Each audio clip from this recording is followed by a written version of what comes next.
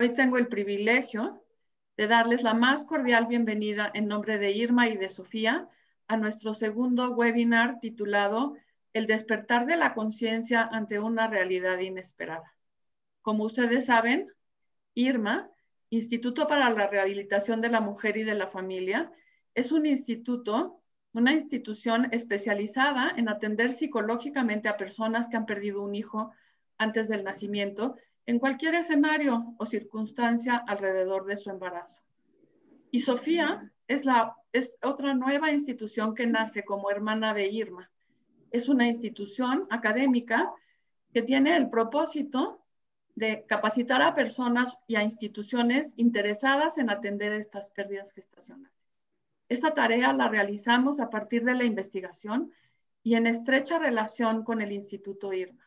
En este espacio seguiremos reflexionando en la forma de acompañar el dolor que afecta profundamente el vínculo indestructible de los padres con sus hijos no nacidos desde su historia personal y única, en un espacio libre de juicio.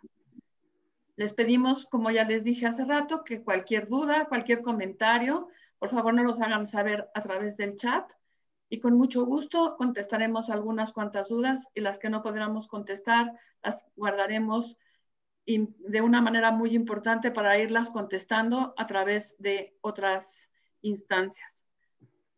Por lo pronto, entonces, pues les presento de manera con muchísimo gusto a nuestra querida Mari Carmen Alba López, fundadora y directora de IRMA, institución que en este año cumple 20 años. Mari Carmen es pedagoga y especialista en familia. También está con nosotros nuestra querida María Teresa Zavala Bonachea, coordinadora académica de Sofía. Ella es psicóloga y logoterapeuta, especialista en IRMA desde hace 16 años, a quienes les cedo la palabra. Bienvenidos todos. Gracias. ¿Qué tal? Es un gusto saludarlos en este segundo webinar. Y bueno, la intención es compartir algunas reflexiones y analizar lo que ha sido la película Inesperado. Una película que seguramente muchos de los que estamos aquí ya han visto. Y por los que no, pues vamos a tratar de compartir unas cuantas escenas y a partir de ellas haremos este ejercicio entre Teresa Zavala y yo, este ejercicio de análisis y reflexión para lo cual, bueno, vamos a empezar con el tráiler de la película, como para refrescar un poquito, para que todos ubiquemos lo que es la historia de Abby Johnson, una mujer que vivió en carne propia 2 abortos inducidos y se convirtió en directora de una de las clínicas más importantes de práctica de abortos en Estados Unidos, de Planned Parenthood. Entonces, vamos a compartir el tráiler para dar ese pequeño, pues digamos, un recorrido rápido. Y para eso, a ver, mejor otra vez, porque ya. A ver, me dicen si se escucha bien. Abby Johnson is in the other room. Here. Our first order of business is to present Planned Parenthood's Employee of the Year Award. Abby Johnson. There's a fire inside, you can feel it. This is Abby. She's our newest volunteer escort. Abby, this is Cheryl D'Alessandro. It's a neon light glowing like I'd be the youngest director in Planned Parenthood history. You'll actually be in charge of the abortions at your clinic? I have a chance to make a real difference. You gotta know. No matter what you do for the rest of your life, you're still gonna be a baby killer. The only thing that's changed is you, Abby. Can you even hear yourself talk right now about these procedures? These are little babies. I'm not going to apologize for doing a job that helps women in crisis. There's still a part of me that isn't sure. I know. But the one thing that all experts agree on is that at this stage, the fetus can't feel anything. Sorry to bother you, but they need an extra person in the back room. Are you free?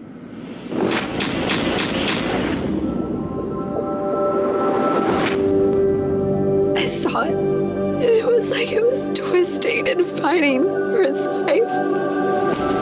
We commend the souls of these hundreds of children and Lord, we pray to end abortion. I really appreciate what you've done for us. I'll not forget it. 22,000 abortions. How do I even comprehend that? Rough day at the office? You could say that. You're making a masterpiece. You're saving the soul. It's your dad and me. You are our baby from the moment of conception. We are paying you to be a puppet instrument of corporate policy. We are an abortion provider. I can't be part of this anymore. Everything that they've told us is a lie. Don't underestimate the repercussions of this. You gotta be careful. Rhonda, please don't do this! Rhonda!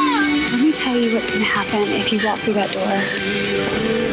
Congratulations. You've made an enemy of one of the most powerful organizations on the planet.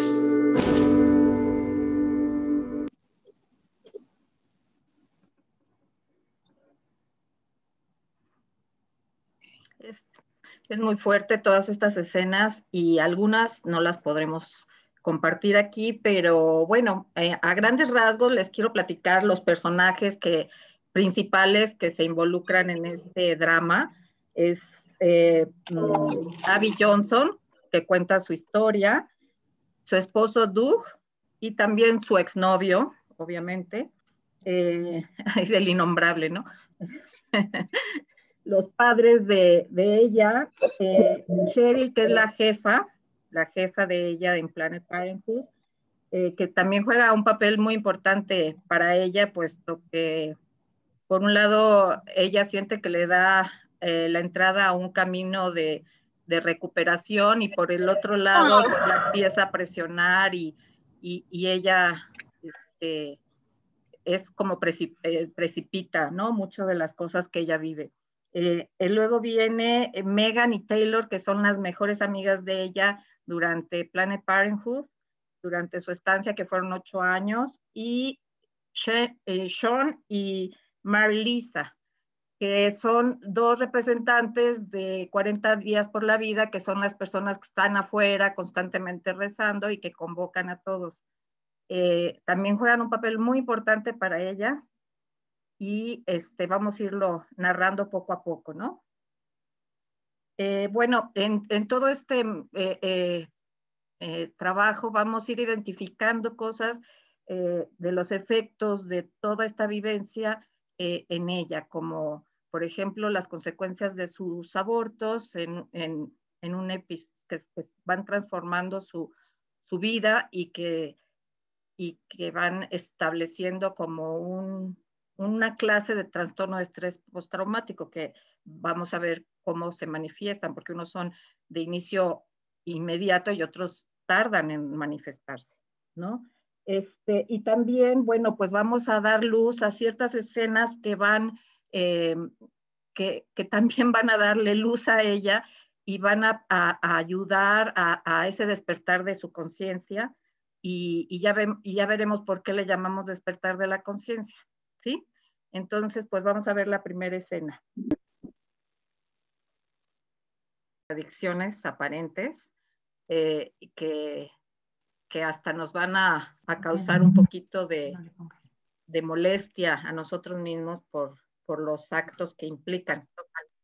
Y entonces creo que podemos estar muy abiertas a con el corazón tratar de entenderla y ver desde dónde está ella esta acción.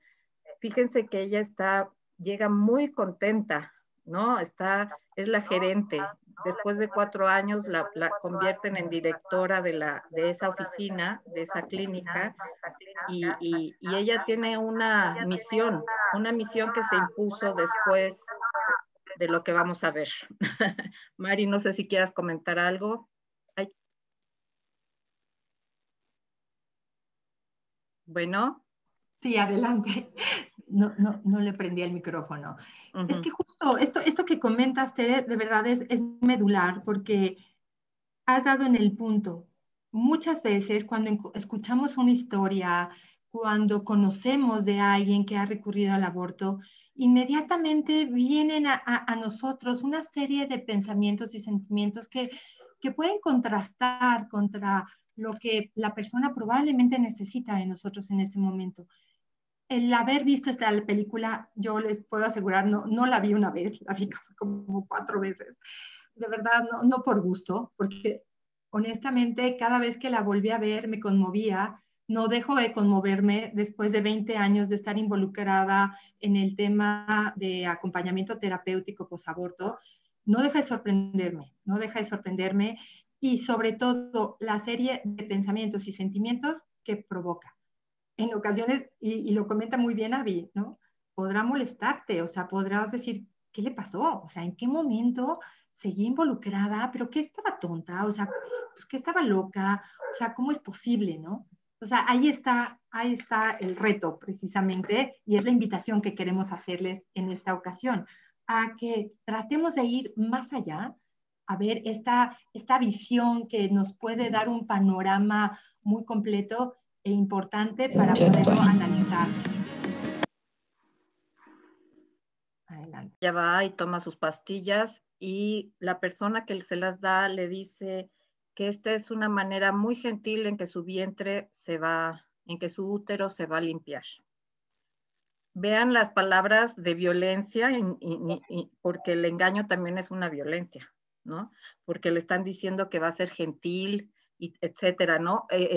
Gentil, o sea, que es privado, que es como una menstruación más, ¿no? Entonces, estamos viendo que ella ya está vulnerable del primero, y ahora en este segundo, pues se genera más vulnerabilidad. El trauma del primero, que si bien no vio ultrasonido, despertó y nada más sentía esa presión y demás, y que solo fue como bloquearlo, ¿no? O sea, ahí está, no deja de ser traumático aunque haya estado dormida. El saber lo que pasó y que murió su bebé, porque lo sabe aunque no lo exprese, ella lo vivió traumáticamente. Entonces, como la primera reacción es guardarlo. Aquí no pasó nada. Ese entumecimiento de no sentir nada y ya solucioné el problema. A la vez ella no sentía como, ni siquiera pensó que era un problema. Yo creo que la llevaron rápidamente, nada más se estresó mucho por sus papás y demás, pero era como la consecuencia natural de lo que tenía que hacer. En el segundo ya lo pensó más. Y si bien no vamos a pasar las escenas que vienen porque son sumamente dolorosas y duras, pues sí vamos a pasar la siguiente escena que es donde narra cómo se siente del segundo, que viene a reforzar el trauma del primero. Y una cosa que normalmente vemos, ¿a poco no, Tere? Pues ya en tantos años de consulta, es como quizá cuando hay un embarazo a muy poco tiempo del primer aborto y las circunstancias no cambiaron, y no solo no cambiaron, sino que se agudizaron, de verdad que acallan cualquier manifestación o cualquier indicio de que algo estuvo mal, ¿no? Es como seguir con esa inercia de no pasó nada. Si la primera vez fue por aspiración y esto fue traumático, el hecho de someterse a un aborto con pastillas, pues bueno, suena bastante natural. Es hasta fuerte, contradictorio. Para nosotros nos parece hasta grotesco, ¿no? Cuando dicen es más natural, es gentil, es amable, no es invasivo, ¿no? O sea, ¿cuántas veces esto, bueno, a mí me simbra, definitivamente? Y ahorita yo creo que más adelante que nos platiques, Tere, tú la definición de trauma y cómo se va manifestando en su vida. Claro. El trauma es algo impactante porque va a comprometer a la persona desde el centro de ella, ¿no? O sea, sabemos que un trauma es un impacto que desde afuera, que puede ser físico o emocional, y que crea un daño, ¿no? Este daño puede ser igual físico, emocional, y están involucrados sucesos de muerte, de accidentes, de sangre, de violencia, y por eso esa escena se considera traumática. El estrés que ella vive antes en los embarazos, que le llaman el embarazo en crisis, es un estrés que no es traumático todavía, como no es traumático estar en un divorcio, aunque le pongamos ese adjetivo, es estresante.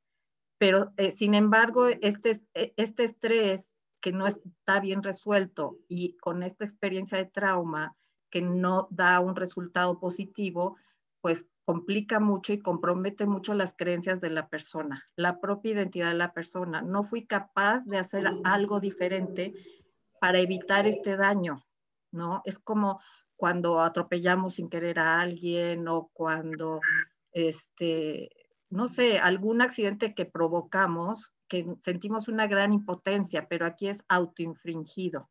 Entonces es más complicado el resolver este trauma sin que genere un trastorno. Entonces, no sé, espero haberme explicado, pero es que ella ya vivió en 2 años, en 2 años de carrera que llevaba en ese momento, ya vivió 2 traumas muy graves, donde aparte no los pudo comunicar con sus seres queridos, lo guardó en silencio y trató de hacer como que nada había pasado. Ella misma lo reprime y lo guarda. Es una característica del trauma. ¿Por qué? Porque si yo saco y pongo en evidencia mi trauma y empiezo a hablar de él, me voy a volver loca. La mente tiene que protegerse. Entonces, obviamente, está en shock, que es como la primera parte del duelo, pero se queda en shock, porque ella, más bien en negación, ¿no? Pasa el shock, que es el primer momento que ves en el carro y lo que vamos a ver después, pero que ella se queda en negación, en represión, en entumecimiento emocional. O sea, es más allá de una etapa de duelo no superada. Es ya síntomas de un trastorno, que en el principio es un trastorno agudo, pero se puede ir convirtiendo después de 30 días de vivir ciertas circunstancias en un trastorno de estrés postraumático. Ahorita, pues vamos a ver la siguiente zona, que es continuación de este segundo aborto. Use heating pads. De 8 semanas, de 8 semanas de dolor, de trauma. ¿Por qué? Porque ese episodio de ver la sangre continuamente le recuerda el trauma que vivió, que fue el aborto químico. Es muy doloroso, es similar a un aborto espontáneo en casa, ¿no? Que muchas mujeres han vivido, pero que aquí se complica porque ella lo perpetró y nunca fue orientada, ¿no? Entonces se siente sola, con mucho miedo. Son elementos del trauma y con miedo a morirse, ¿no? Entonces, ahí se va quedando en su corazón o en su mente un episodio que difícilmente va a poder olvidar, o que nunca va a olvidar, nada más que va a modificar el sentir de esto. Y es a lo que tenemos que ir buscando en el acompañamiento. Mari.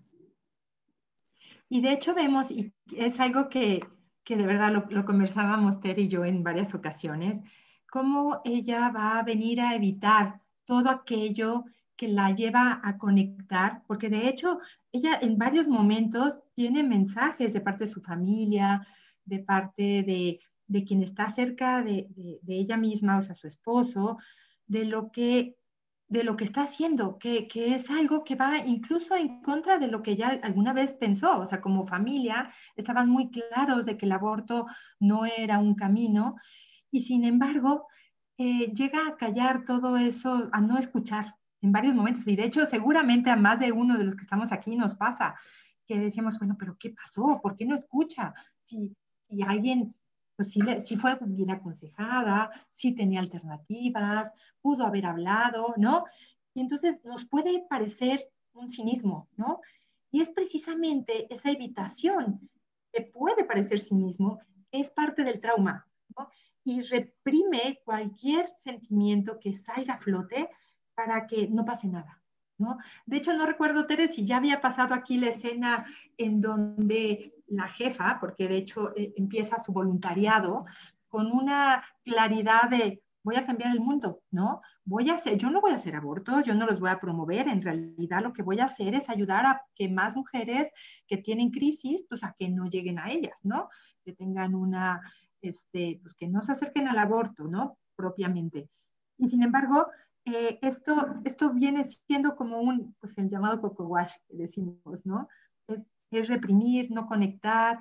Sherry, la que se convierte en su jefa, la confronta y de hecho en una escena, esa no la vamos a abrir, no la brincamos, sin embargo sale en el tráiler, que la lleva a una sala en donde ellos, después de hacer los abortos, les piden reconstruir el cuerpecito para verificar que no haya quedado nada al interior de ninguna mujer. No precisamente con una intención de cuidar su salud, sino para evitar cualquier demanda, ¿no? Entonces, la lleva a esa sala y estaba feliz la jefa porque confirma que es una mujer de un temperamento fuerte, decidida, porque no se quiebra. No se quiebra. Cualquiera de nosotros podríamos habernos quebrado o nos podemos imaginar que ese pudo haber sido el detonante para, alto, no sigas, ¿no? Y no fue así.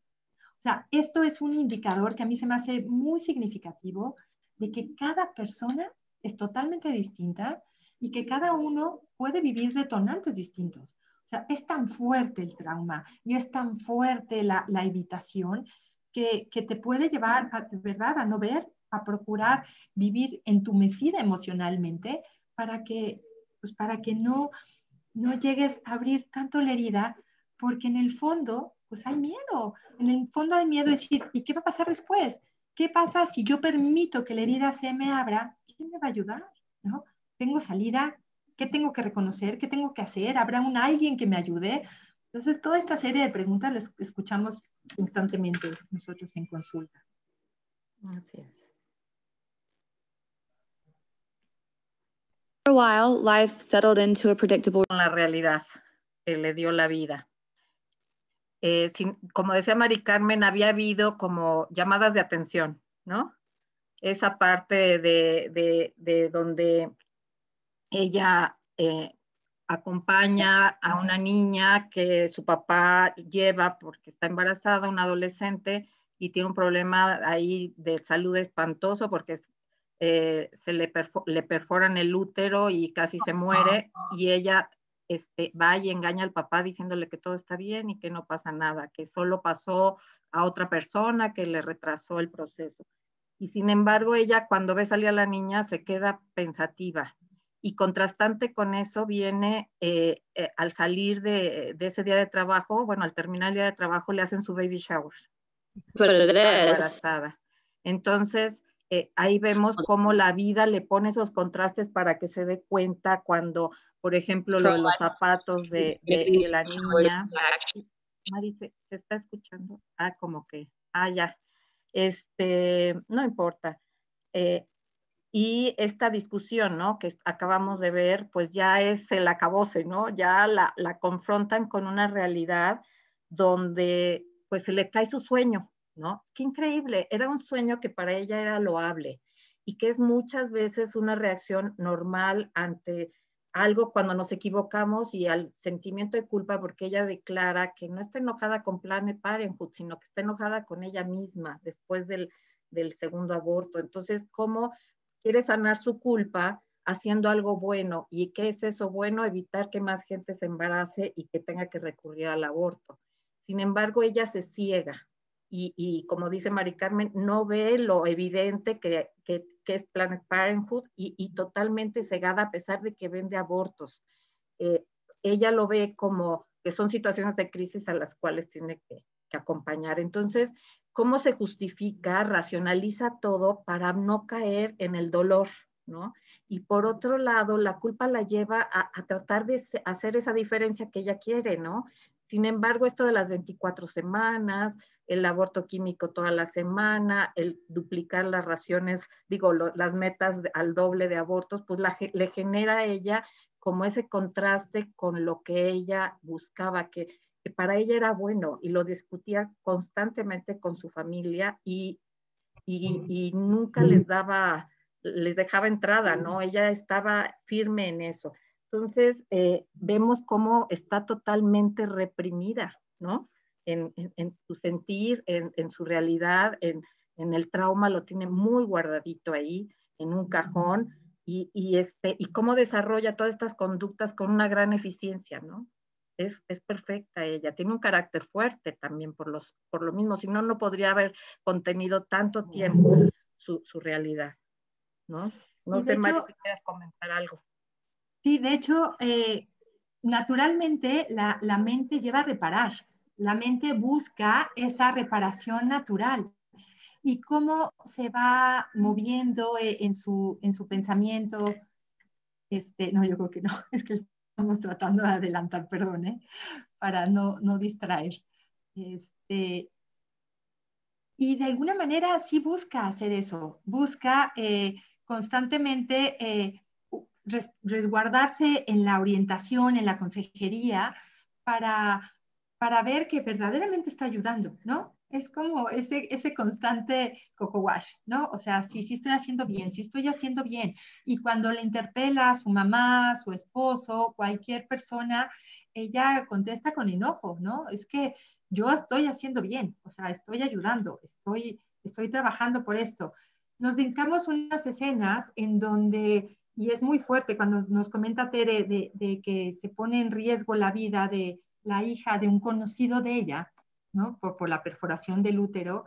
Es muy fuerte este contraste en donde ella está explicando y convenciendo al papá que todo está bien, que no tiene por qué asustarse, en realidad empieza a conectar. O sea, como que en la película empezamos a ver momentos en que empieza como a despertar, ¿no? Esa actitud natural de la mente, de esta manera de interpelarnos, ¿no? Para que despierte y para que pueda responder de una mejor manera. Entonces, es esto que dice represión, racionalización constante, ¿no? Reprime, racionaliza, reprime, racionaliza. Así es. Y es un juego que desgasta mucho a la persona. Entonces, cuando se topa con este primer golpe, pues la simbra, ¿no?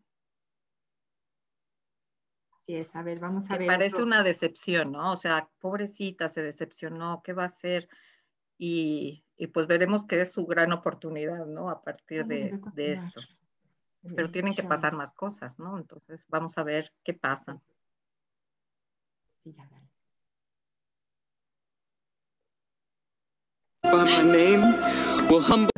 Detonador, ¿no? En donde surge todo su dolor y el dolor natural de ver la escena en el ultrasonido, ¿no? Aquí es ella, después de 8 años, nunca entró antes a un procedimiento. Ella estaba, como decía Mari Carmen, en consejería, vendía la situación del aborto, del procedimiento, pero nunca había entrado a un procedimiento. Y entonces solo entró cuando la niña que estaba, que se desangró ahí en la sala de recuperación, ella la lleva a la sala de procedimiento y le salvan la vida, pero 1 hora después le salvan la vida. O sea, estuvo a punto de la muerte. Entonces, claro que para ella esa sala, además ahí la recibieron para el ultrasonido que ella no pudo ver. Entonces, al ver este ultrasonido y haber vivido una aspiración como la que era esta, obviamente reexperimentó su trauma, además del dolor de esta chica y de entender lo que estaba haciendo, ¿no? Ya era directora de esa clínica y ver esa escena y no haberse dado cuenta para ella fue un quiebre espectacular, ¿no? O sea, entonces aquí es donde se da el estrés postraumático tardío. O sea, tardó 8 años en que surgiera. Y vean cuánto tiempo estuvo expuesta a poder revivirlo.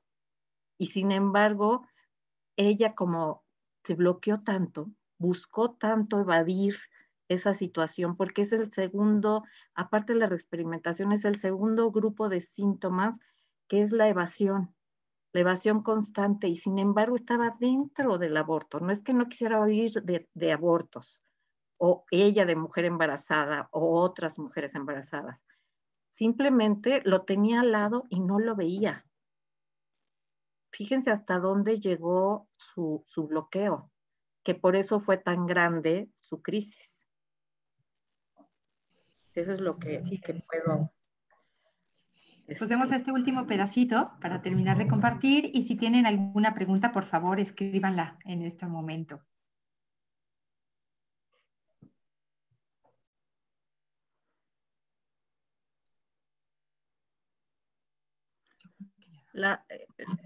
No sé si quieras que platiquemos mejor la escena, Mari. Sí, mejor. Lo dejamos. Es que se traban los videos cuando les mueve uno mucho. Pero creo bueno, que muchas de ustedes, ¿ya? Sí, ya lo encontramos. Sí. Ay, qué bueno. Entonces mejor prefiero que la vean, caray. Es una buena escena. Sí. Pues justo ahí está. Ya se dieron todos los detonantes para que ella captara lo sucedido, le empezara a dar una respuesta para que poder empezar su recuperación. Y ahí está la clave, ¿no? Cada quien tiene su propia historia, cada quien puede tener detonantes distintos y cada quien seguirá un proceso para su recuperación. Y también es muy cierto, en el caso de Abby, digo, los que ya terminaron de ver la historia, pues ella materialmente se involucra en resarcir parte de lo realizado, logran terminar con esa clínica, logran cerrarla, ella se empieza a involucrar en este trabajo. No sabemos bien cómo fue si vivió algún proceso para procesar todo, ahora sí que para vivir este duelo único tan difícil que experimentó ella. Eso no lo sabemos, quizá en su libro viene, pero bueno, se habla de ella, un trabajo después en donde ella repara y hace una serie de actividades y sigue haciéndolas, ¿no? Que también eso es importante que valoremos, que no todo el mundo tiene que seguir el mismo camino, ¿no? Es muy importante que primero ella esté bien, que la persona esté bien, que se dé oportunidad de expresarlo, de entenderlo, de poder verbalizar todo esto vivido, pues hasta culminar el proceso, ¿no?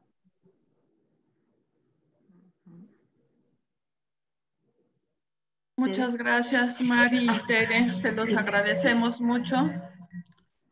Muchísimas gracias por la exposición y por los comentarios tan centrados que nos hacen alrededor de la película. Realmente es una película muy impactante para mí, aunque no estamos viendo las escenas más fuertes de la película, para mí sigue siendo también un tema muy impactante.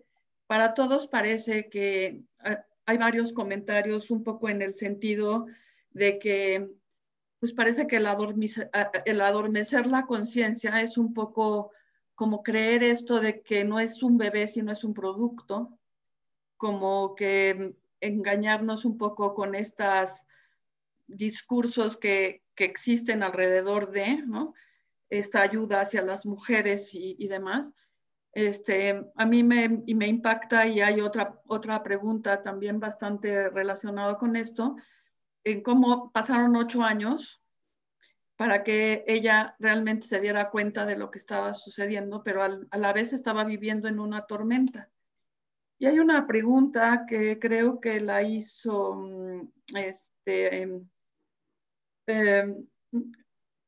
Dino de la Paz, me parece que fue, que dice que qué sucede durante el tiempo de evasión, qué consecuencias tiene para la salud mental vivir en este tiempo de evasión cuando para esta persona durante tanto tiempo, ¿no? No sé si no las puedas contestar, Tere. Es que la evasión de ella es sui generis, ¿no? O sea, ella se evade, pero está dentro del tema, ¿no? Es increíble. La evasión de ella es esa ingenuidad, esos ojos cerrados a esa realidad que la tenía ahí tras la puerta, ¿no? Cómo ella no le veía esa intención a todo esto, esa forma de estar totalmente ciega a esta realidad. No es que la quiera yo justificar, ¿no? Pero para ella fue, yo creo, tan fuerte el impacto de sus abortos. Y cuando llega a esta feria donde le ofrecen este voluntariado, ella dice, claro, yo estoy en contra del aborto, mi familia es pro vida, así le dice. No, pero aquí lo que tratamos es de evitarlos con este tipo de orientación en reproducción. Entonces, ahí ella la compra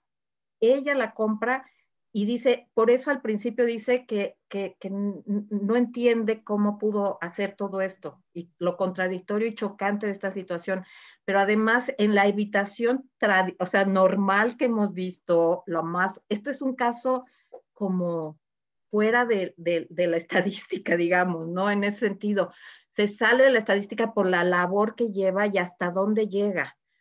Pero la evasión normalmente genera aislamiento, porque ya no quieres ver gente que esté embarazada, que tenga niños, que se case, que hable de temas tipo aborto, matrimonio, niños, etcétera, embarazos, y entonces tampoco la gente siente que la gente no le va a comprender, entonces va aislando. Ese aislamiento va a provocar depresión. Entonces, ese es el gran problema, además de que le va a costar más trabajo asumir el trauma, vivirlo y poderlo trabajar, procesarlo, expresar sus emociones referente a él. Entonces, creo yo que la evasión, lo más grave de la evasión es, por ejemplo, caer en drogas, caer en problemas de alimentación, y además en promiscuidad, por ejemplo, que a ella ya está más allá del bien y del mal, o este tema de depresión, ¿no? Sí, muchas gracias, Tere. También, pues bueno, escuchamos que muchos de los factores que adormecen la conciencia es esta racionalización hacia esto, ¿no? O sea, darle la vuelta, tratarlo de ver. Pero, ¿qué es lo que realmente ayuda a despertar la conciencia? Estos factores, pero ¿qué es lo que nos toca, que no es racional en el momento del despertar de la conciencia? No sé, Mari, si yo creo que aquí ayudó muchísimo. Si recordamos un poco la película, hubo muchos momentos en donde recibe mensajes que no escucha. Sin embargo, hay una constante, hay una actitud de cercanía, de respeto, tanto de sus papás como de su esposo, de las mismas personas que estaban del otro lado de la reja, en donde no atacaban. O sea, en realidad, ella no recibió presión ni ataque frontal. O sea, sí hubo mensajes de, ay, no nos gusta esto, no está bien, ¿no? Pero en sí, yo creo que ayudó muchísimo la actitud de aceptación de su persona, no del hecho, ¿no? Que eso es súper importante. La familia jamás le dijo, ay, sí, mijita, pues al final qué bueno que haces lo que haces, ¿no? Nadie se lo dijo, ni su esposo, ni nadie, ¿no? O sea, sí, era claro que molestaba, que no estaban de acuerdo. Su esposo también, o sea, le manda mensajes como diciendo, ay, no te hagas, ¿no? O sea, ¿qué está pasando en ti? Que cada vez más fuerte, es cierto, pero como que ese ingrediente yo creo que favoreció para que poco a poco ella se diera permiso de abrir los ojos, ¿no? Que digo, pasó muchísimo tiempo. Sí, como más desde este punto de vista intuitivo de la conciencia, en donde como algo le molestaba que no sabía qué era, ¿no? Como esta parte espiritual que no sabemos de dónde viene, pero ahí está, ¿no? Porque ella misma dice, a la hora que le pregunta, el esposo le dice, ¿hiciste lo que creías correcto? Y entonces ella dice, entonces, ¿por qué me sentía tan mal? ¿No? Porque había algo que no la dejaba estar en paz, ¿no? Quizá pueda ser también esta parte, ¿no? En donde, como dices, no había confrontamiento de la familia, pero sí había mucha oración. Algo la movió a darse cuenta quizá, ¿no? De esto es otro de los comentarios. Y todas las anteriores, ¿no? Y todas las anteriores. Y fíjense que también veo esta parte de donde cada quien tiene el momento para despertar la conciencia, ¿no? O sea, eso increíble que estando ella ahí adentro, nunca lo tuvo antes. O sea, ¿por qué tuvo que pasar todo esto? ¿O para qué tuvo que pasar todo esto? Y llegar a tomar conciencia hasta ese momento. Claro, porque lo vio, cosa que nunca había visto, porque estaba ahí casi ayudando, pero caray, pasaron 22,000 personas por esas puertas donde ella estaba y dirigía. ¿Cómo es impactante? Y eso mismo es lo que dice ella, y entonces yo le doy la razón, ¿no? Es increíble cómo ella no se permite la vulnerabilidad. No se la permite. Y entonces tuvo que ser un golpe tras otro, el ver cómo una persona se podía morir, el ver cómo su hija se podía confrontar en un futuro a esa realidad, el ver cómo una madre llora atrás de la reja porque su hija va a abortar aunque tenga una niña chiquita y la lleva ese día. Todos esos eventos que la van haciendo hasta que se suma en uno muy grande donde se le cae su mundo y además se confronta a la realidad del aborto. Entonces, esta parte de que no tiene uno tiempo para darnos cuenta, y entonces el acompañar sin juzgar, el estar ahí para cuando lo necesite, pues creo que es la misión, ¿no? De nosotros. Sí, de hecho hay una pregunta de Iracema que dice, ¿cómo podríamos hacer el abordaje? Que eso también es muy especial en la película, porque ella tiene una hijita y el estar embarazada no le detonó, como hemos visto quizá en algunos casos, un nuevo embarazo que puede detonar los abortos anteriores, ¿no?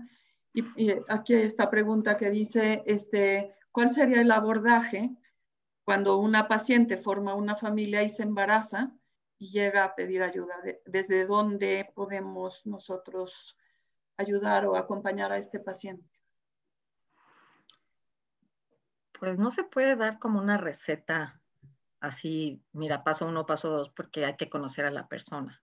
Entonces, cada persona va a traer a terapia pues sus preocupaciones o el por qué ahora que está embarazada busca la ayuda, o que ya tuvo el hijo busca la ayuda. O sea, como decíamos, cada quien tiene su momento, ¿no? Su timing. Pero creo yo que no podemos violentar mucho el proceso a confrontar, ¿no?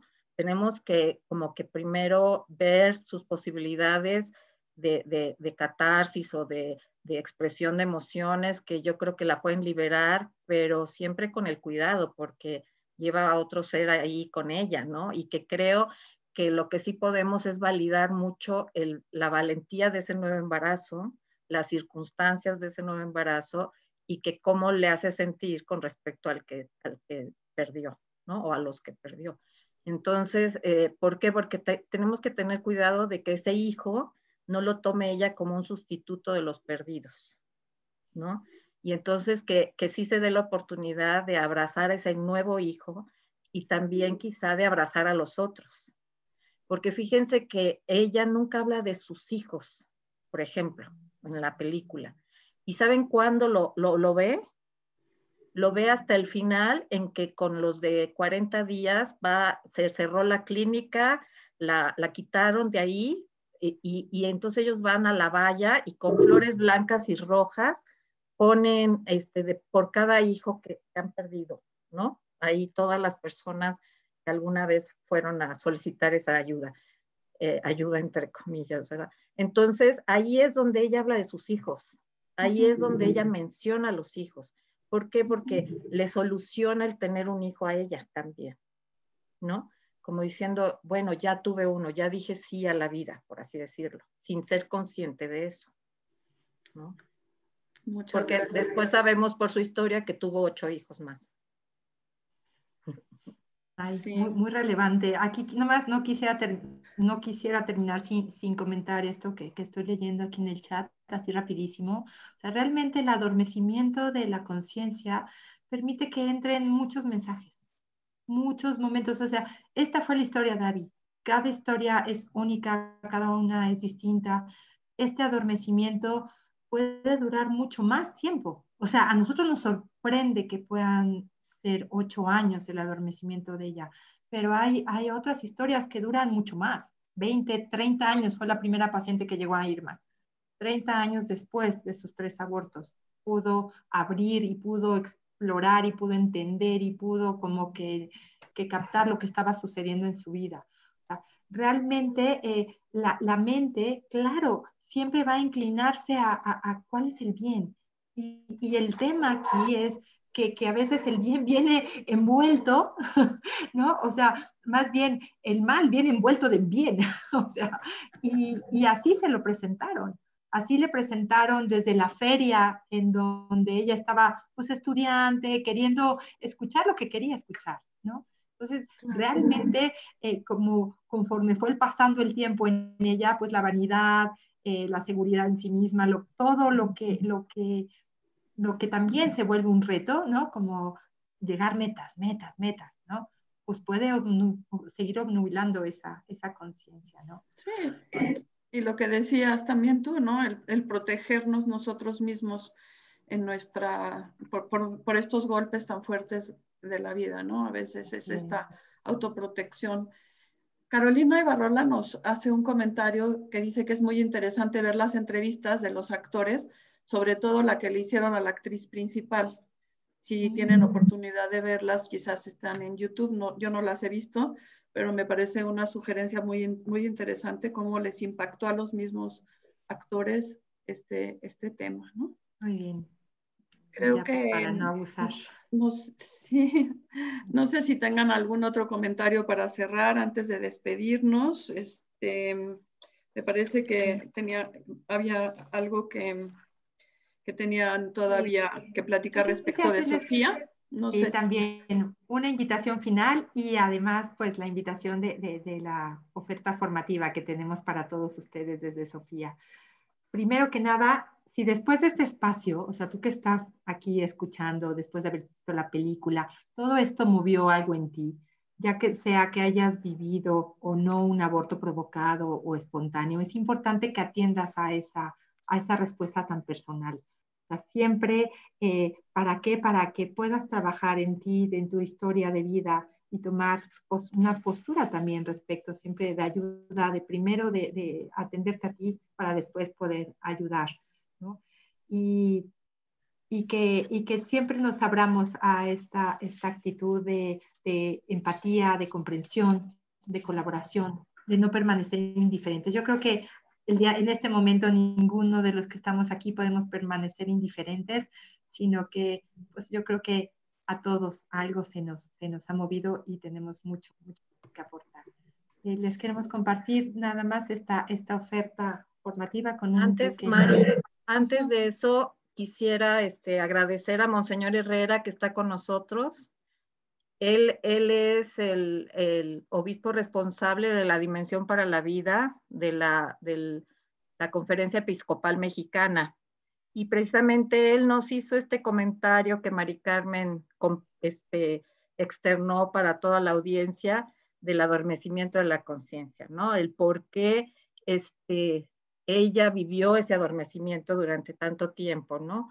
En este sentido, bueno, Mari Carmen ya lo dijo, y leo lo que el Monseñor dijo, que porque ella pensaba que hacía bien, ¿no? Volvemos a confirmar eso.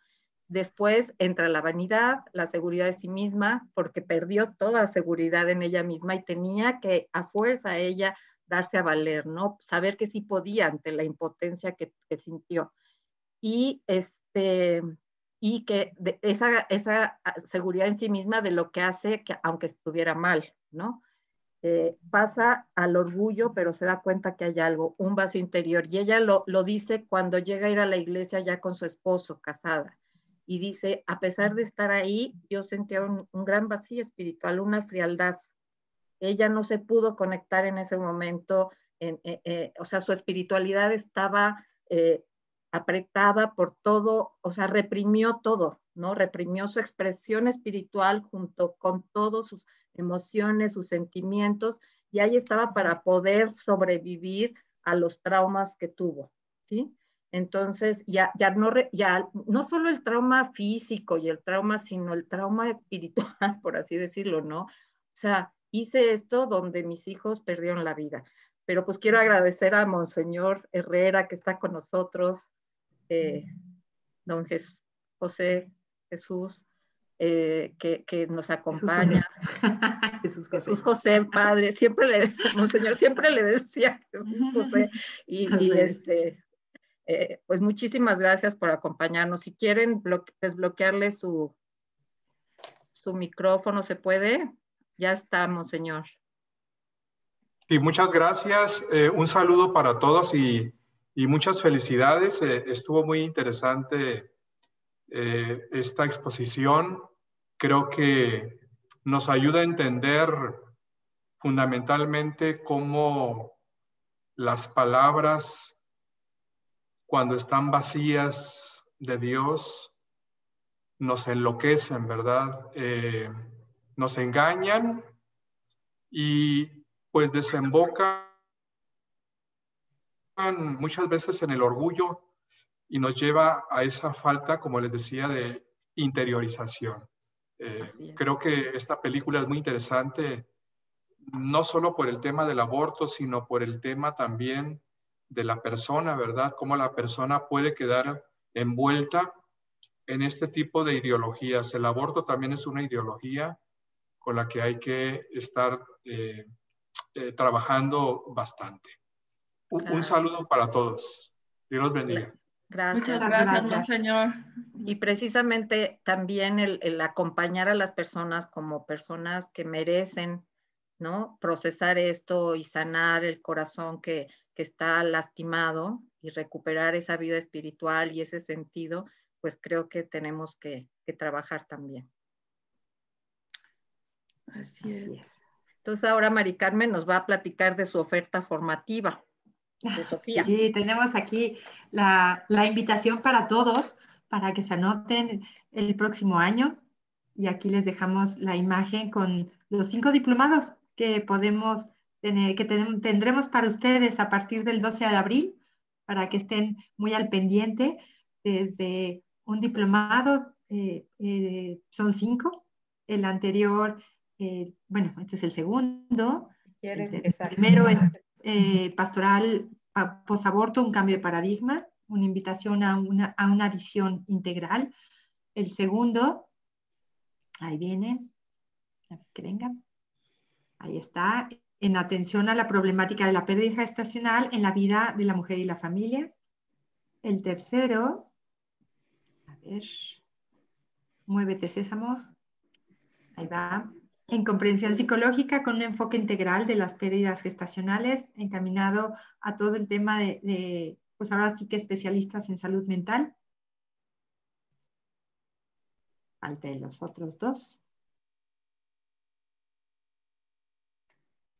Bueno, no, este es el especializado en acompañamiento psicoterapéutico, una perspectiva católica integradora, y hay otro diplomado especializado también ya es en un acompañamiento psicoterapéutico a personas en situación de pérdida gestacional para cualquier especialista en salud mental. Entonces, aquí está esta invitación. Por favor, también en febrero tenemos nuestro tercer webinar para que estén al pendiente, para que pasen la voz, para que nos volvamos a encontrar en un espacio como este, de verdad tan lleno de riqueza y conocimiento compartido. La verdad, muchas gracias a todos. Pues muchas gracias y bueno, pues nuevamente les dejamos ya ahí en el chat, pero se los vuelvo a dar el teléfono de WhatsApp de Irma para recibir ayuda, es el 55 52 60 88 59 y las páginas de Irma y de Sofía están a sus órdenes. Ahí nosotros estaremos en contacto con ustedes. Como dice Mari, el siguiente webinar, que es el tercero de 4 webinars, es el 4 de febrero y esperamos que inviten a más personas para que nos acompañen en estos nuevos temas que vamos a tener antes de la oferta formativa ya formal del mes de abril.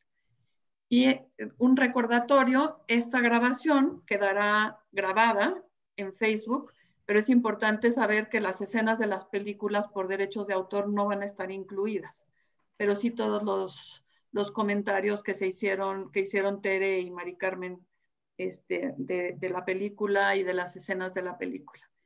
Les agradecemos mucho su compañía y el interés en nuestra institución, y les mandamos un abrazo con mucho cariño para Navidad, para Año Nuevo, que el año 2021 nos traiga muchas cosas lindas. Muchas felicidades y muchas gracias. Hasta luego y gracias por escucharnos. Gracias a todos por estos espacios. Gracias. Muchas gracias. Hasta luego. Ahí está el padre Carlos. ¿Dónde está, padre? Ahí está, es de Chihuahua. De Chihuahua. Gracias, padre, por haber entrado. Oh, pues ahí estamos, señor Herrera, muy cerquita de usted.